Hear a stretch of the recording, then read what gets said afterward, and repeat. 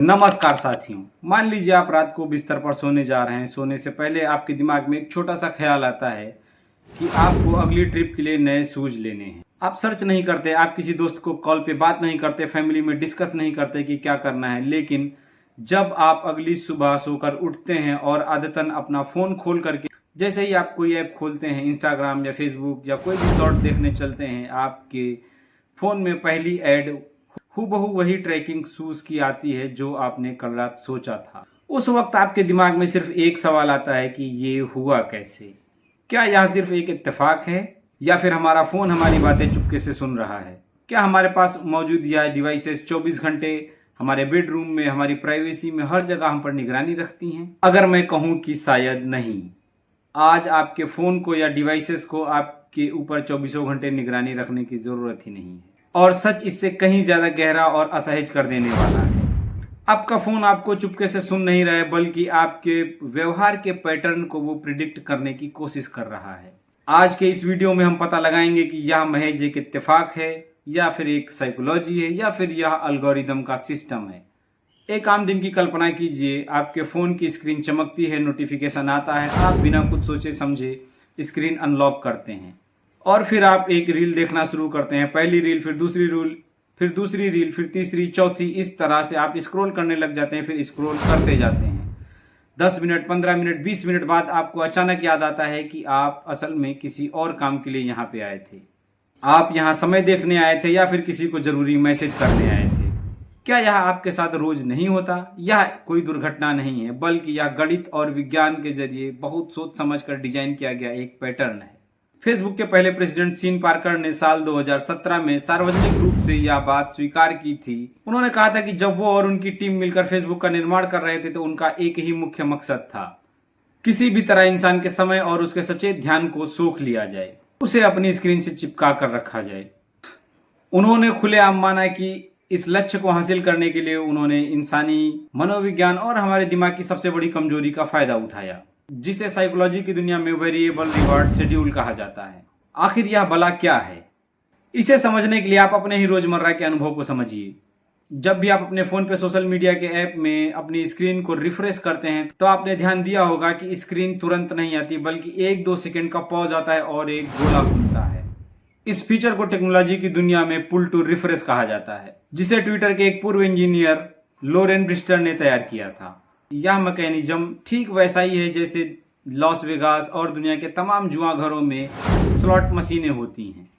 जुआ खेलने वाला हर इंसान जब उस स्लॉट के हैंडल को नीचे की ओर खींचता है और 1-2 सेकंड वह रोल होता है, उस 1-2 सेकंड में जुआरी के दिमाग में एक भयंकर सस्पेंस पैदा होता है। क्या इस बार मैं जीतूंगा? क्या इस बार मुझे जैकपॉट लगने वाला है? आपका दिमाग भी सोशल मीडिया पर ठीक उसी तरह उसी सस्पेंस का आदी हो चुका है। क्या इस बार कुछ नया आने वाला है? क्या इस बार कुछ मजेदार रील आने वाली है?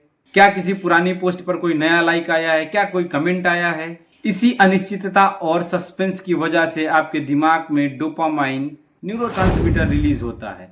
डोपामाइन हमारे दिमाग का वह केमिकल है जो हमें खुशी और इनाम का एहसास दिलाता है। जब हर रिफ्रेश पर आपको कुछ नया मिलता है तो दिमाग को लगता है कि हमें कुछ इनाम मिला है, जिससे बार बार वापस आने की आदत मजबूत होती जाती है।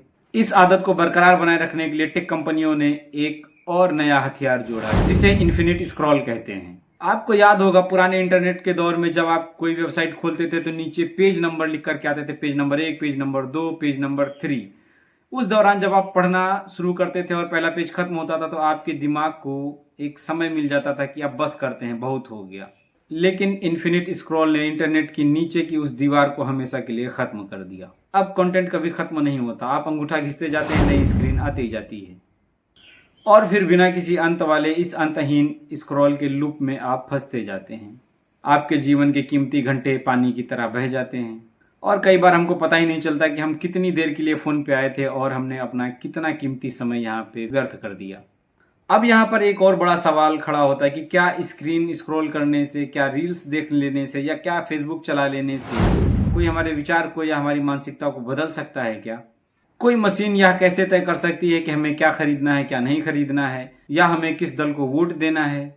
यह पूरा सिस्टम आपके शब्दों को सुनने के बजाय आपके सूक्ष्म व्यवहार को ट्रैक करता है।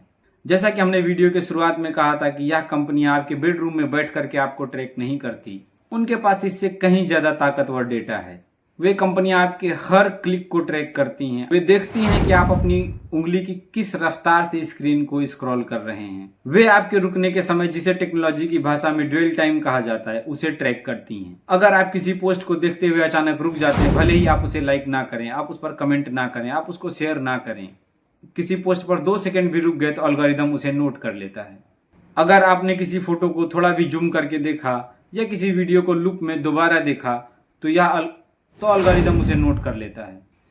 आपकी पसंद नापसंद, आपकी डिजिटल इच्छाओं का सारा डाटा उनके पास स्टोर हो जाता है। अगर आपको यह लगता है कि यह सिर्फ एक थ्योरी है, तो आज हम आपको दिखाते हैं इतिहास की वह घटना जो जग जाहिर है।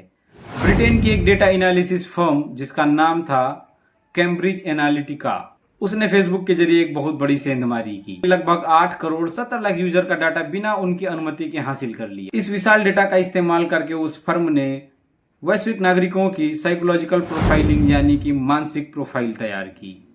अब उन्हें कंप्यूटर स्क्रीन पर दिखने लगा कि कौन व्यक्ति कैसा है, किसको ज्यादा गुस्सा आता है, कौन किस विचारधारा का है, किस नागरिक के मन में डर है, कौन व्यक्ति किस धर्म की ओर, किस विचारधारा की ओर झुकाव रखता है। जब उन्हें करोड़ों लोगों की प्रोफाइल का पता लग गया तो उनकी फीड उन्हीं अनुसार कर दी। वैसे ही भड़काऊ खबरें, वैसे ही भड़काऊ वीडियो, वैसे ही राजनीतिक विज्ञापन दिखाने शुरू कर दिए। नतीजा यह हुआ कि लोगों के व्यवहार को बदलने का प्रयास किया गया, जिससे समाज में ध्रुवीकरण बढ़ा और इसका प्रभाव राजनीतिक रिजल्ट पर भी दिखाई दिया।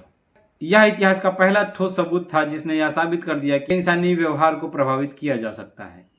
इसके बाद साल 2021 में भी एक बहुत बड़ा खुलासा हुआ, जब फेसबुक और लिंक्डइन जैसी दिग्गज कंपनियों के करोड़ों मुख्य यूजर्स का पर्सनल डाटा इंटरनेट के सबसे अंधेरे कोने यानी डार्क वेब पर बेचा गया। अब आप सोच रहे होंगे कि हमारे इस डेटा की कंपनियों के लिए क्या कीमत है, टेक कंपनियां इसके लिए किस हद तक जा सकती हैं। यह बात पूरी दुनिया ने साल 2021 में देखी, जब एप्पल कंपनी ने अपने आईफोन यूजर्स के लिए एक नया प्राइवेसी फीचर जारी किया।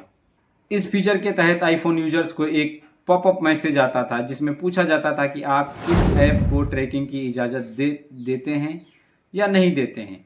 यूजर्स को साफ साफ चुनने की आज़ादी मिली कि कोई भी ऐप उन्हें ट्रैक करे या ना करे। दुनिया भर के 80% यूजर्स ने क्या किया, उन्होंने इस ट्रैकिंग को बंद कर दिया। एक छोटे से प्राइवेसी वाले इस बदलाव से जानते हैं क्या असर पड़ा। फेसबुक की पेरेंट कंपनी मेटा को $10 अरब यानी भारतीय रुपयों की बात करें तो लगभग 80 हजार करोड़ रुपए का नुकसान उठाना पड़ा। सिर्फ एक कंपनी का ट्रैकिंग डाटा बंद होने से अरबों डॉलर का नुकसान होना यह साबित करने के लिए काफी है कि आपका पर्सनल डाटा टेक कंपनियों के लिए क्या महत्व रखता है। आपका व्यक्तिगत डेटा, आपका व्यवहार, आपकी आदतें इन कंपनियों के लिए सोना और तेल से भी ज्यादा कीमती हैं। जरा सोचिए, पिछले दिनों में यह कितनी बार हुआ है कि जब आपने सिर्फ टाइम देखने के लिए या कोई जरूरी मैसेज चेक करने के लिए फोन जेब से निकाला हो, लेकिन 20-30 मिनट बाद आपने फोन जेब में रखा हो। और मजे की बात यह है, जब आप फोन जेब में रखते हैं तो आपको अचानक याद आता है कि मैंने तो समय देखने के लिए मोबाइल निकाला था और आपने समय तो देखा ही नहीं, या आपने मैसेज करने के लिए फोन निकाला था और आपने मैसेज तो देखा ही नहीं, और रील्स के समंदर में डूबकर वापस आ गए। कई लोगों में तनाव, ध्यान और डिजिटल आदतों में इसका सीधा असर देखा गया। जब ये जटिल एल्गोरिदम आपके व्यवहार को दिन रात ट्रैक करके आपकी साइकोलॉजिकल प्रोफाइलिंग कर लेते हैं, तो वे आपके डिजिटल जीवन के आसपास एक ट्रांसपेरेंट घेरा बना लेते हैं। इंटरनेट की दुनिया में इस घेरे को इको चैम्बर कहा जाता है। इको चैम्बर का सीधा सा मतलब यही है कि अब जब आप फोन खोलेंगे तो आपको चारों तरफ से वही डाटा दिखाया जाएगा, वही खबरें दिखाई जाएंगी, वही वीडियो दिखाए जाएंगे जो आप देखना चाहते हैं, जो खबरें आप सुनना चाहते हैं। इसका सबसे बड़ा नुकसान यह होता है कि आप धीरे धीरे उसको ही सच मानने लग जाते हैं जो आप देख रहे हैं। आप किसी दूसरे व्यक्ति या दूसरी विचारधारा को सुनना या समझना ही नहीं चाहते हैं। यहाँ तक कि आप न्यूट्रल होकर के सच को स्वीकार करना तक भूल जाते हैं। इस वजह से हमारे समाज में आज वैचारिकी, मतभेद और गुस्सा लगातार बढ़ता चला जा रहा है। लगातार छोटे रील्स और शॉर्ट्स देखने की वजह से कई लोगों में अटेंशन स्पैन की कमी देखी गई है। आज लोग बिना किसी वजह के अपना फोन बार बार जेब से निकालते हैं और चेक करते रहते हैं। इसे मेडिकल साइंस की दुनिया में फैंटम वाइब्रेशन सिंड्रोम का नाम दिया गया है। यह एक ऐसी स्थिति है जहां व्यक्ति को बार बार यह भ्रम होता है कि कोई मैसेज आया है, कोई फोन आया या तो मेरा फोन वाइब्रेट हुआ, लेकिन जब वह फोन को निकालते हैं, देखते हैं तो ना तो कोई मिस कॉल आई होती है, ना कोई नोटिफिकेशन आया होता है। तो फिर इस पूरी कहानी का अंतिम निष्कर्ष क्या है? आज हम मानव इतिहास के ऐसे मोड़ पर आकर खड़े हो चुके हैं जहां पे बड़े बड़े अर्थशास्त्री यह दावा कर रहे हैं कि डेटा ही आधुनिक दुनिया का नया तेल है। इस नए डिजिटल युग में डेटा रूपी तेल निकालने के लिए सीधे एक आम इंसान के दिमाग, उसकी सोचने की शक्ति और उसकी मानसिक आजादी को समझने की कोशिश की जा रही है। जब इस दुनिया में हमारे द्वारा लिए जाने वाले रोजमर्रा के निर्णय, हमारी पसंद नापसंद, हमारी पसंद का खाना, हमारी पसंद के कपड़े, यहाँ तक कि किसी भी घटना पर हमारे द्वारा दी जाने वाली प्रतिक्रिया पर भी एल्गोरिथम निर्णय लेने लग जाए, तो जरा रुकिए और सोचिए, क्या हम सच में स्वतंत्र हैं या हम एक ऐसी कैद में बंद हैं जिसकी दीवारें हमें दिखाई नहीं देती। तो अब सवाल यह नहीं है कि आपका फोन आपकी बातें सुन रहा है या नहीं सुन रहा है, सवाल यह है आपके लिए फैसले कौन ले रहा है, आप या आपकी आदतें। इस फैले हुए मायाजाल और चक्रव्यूह से आज की दुनिया में पूरी तरह से बाहर निकल पाना तो लगभग नामुमकिन है, क्योंकि आज हमारी पूरी दुनिया इसी पर टिकी हुई है। लेकिन आप सचेत रहकर एक छोटे से बदलाव के साथ इसकी शुरुआत कर सकते हैं। जाइए फोन की सेटिंग्स में ऐप खोलिए और उनकी समीक्षा कीजिए कि क्या इन ऐप्स को हमारे कैमरा, हमारी लाइव लोकेशन, हमारे माइक्रोफोन के एक्सेस की जरूरत है। जिन जिन ऐप्स को इनकी जरूरत नहीं है उन्हें तुरंत बंद कर दीजिए। आपकी इस विषय पर क्या राय है हमें कमेंट बॉक्स में बताएं। वीडियो को अंत तक देखने के लिए बहुत बहुत धन्यवाद।